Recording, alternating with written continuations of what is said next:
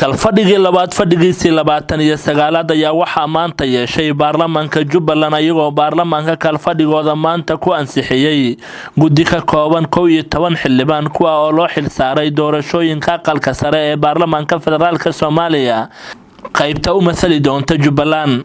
kulanka baarlamaanka maanta waxaa ka soo qayb galay gudoomiyaha baarlamaanka Jubbaland Mudane Cabdi Maxamed Cabdiraxmaan iyo ku-xigeenadiisa. fadhiga baarlamaanka waxaa soo xaadiray 44 mudane waxaana ugu horeyn ajandaha kulanka furay oo ka hadlay gudoomiyaha baarlamaanka Mudane Cabdi Maxamed Cabdiraxmaan.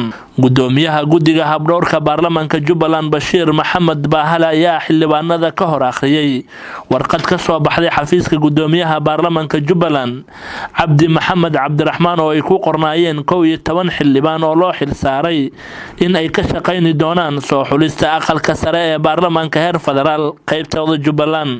fadhigiisii wuxuu ahaa 44 koran ku ahaa dooddeer kadib waxaa la soo jeediyay guddigii oo la xulayay guddigii daadiin lahaa hawsha sidaa darteed waxaa la doortay ama la xulay 8 xildhibaan oo hawsha daadiin doona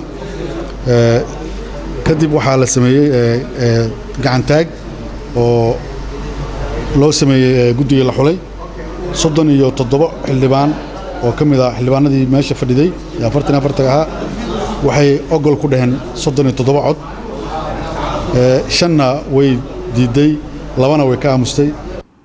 kadib waxaa mudanayaasha baarlamaanka Jubbaland ay cod gacan taaga ku ansixiyeen xubnaha 11 ah iyadoo 37 xubnood ay ansixiyeen shanna ay diideen laba kamidana ay ka aamuseen.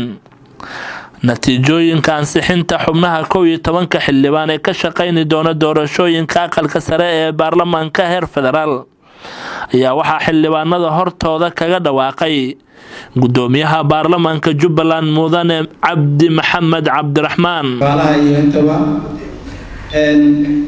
inta kala fadhiga soo xaadirto waxay ahayd 44 soddon iyo toddobo waxay u codaysay haa shanna way diiday labana way ka aamustay marka sidaa awgeed guddigii waa ansax aad baad mahadsantihiin.